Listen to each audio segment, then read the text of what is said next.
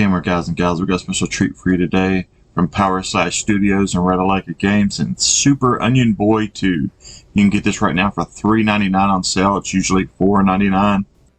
Super Onion Boy 2 really emulates a lot of the classics like Super Mario, Mega Man, pretty much all your favorites from NES and SNES. One more than another is Adventure Island. It really gives me that Adventure Island type vibe.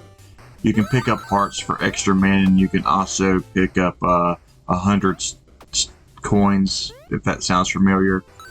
And it's just really a lot of fun. There's little traps, there's cool little enemies, there's stars you find on each level. Those go towards your achievements if you find a certain amount of stars. But that's most of your achievements actually. You also find little special power-ups like this ninja. He's got like a short shot, but you can also do like a double jump, which really comes in handy on moments like this. See, there's the stars. I think the stars are like 5, 10, 20, 30, 40 for the achievements. Really easy achievements. You can get them all by the second level. You can also find a magician. Well, no, you can find. I'll talk about the Bubble Boy first since he's here. He does like a float when he jumps. He can float really long areas like this right here. You wouldn't have made that jump with the regular character. There's little checkpoints right there you've seen. If you die, you can start from there, or you can start the whole level over. It's up to you. And there's also a magician, like I was saying earlier. He's got a really long shot, which really comes in handy for boss fights. This game has some really quality bosses. They really remind you of other things. Everything in this game really is going to remind you of classic moments in games, but that's a good thing. It takes everything you love from classic games and just really does a good job with it. Here's one of the first boss. You fight a little cool Slimer, and just it's a lot of fun. I don't know really what else to say about. Right here's another really cool boss fight. This one's kind of tough though. They get tougher as you go, but you're going to pick up tons and tons of extra men.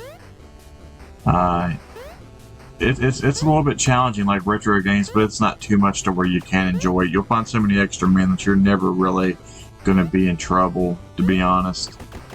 I usually get all the achievements on these Red games, and I usually quit unless I'm reviewing them. But this one, I just couldn't stop playing it. I played it all. There's 30 levels overall, you know, and they all have really cool chiptune music.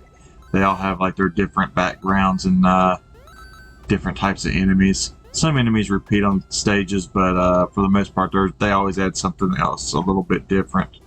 You can see here, it just really has that Mega Man vibe at times, but it really reminds me of Adventure Island more than anything.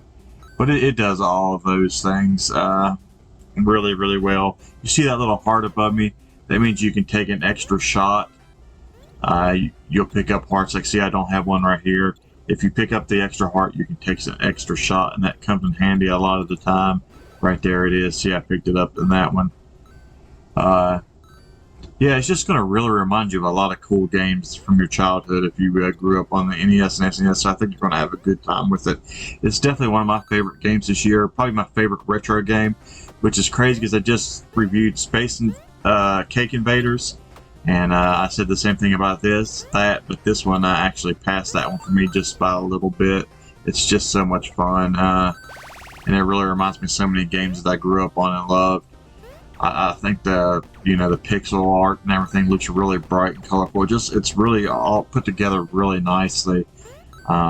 It's so enjoyable just from start to finish. It never feels repetitive. You know, every of the 30 levels feels a little bit different. You know, the bosses are definitely different. They have different attack styles, and you have to learn those styles so that you can get past them.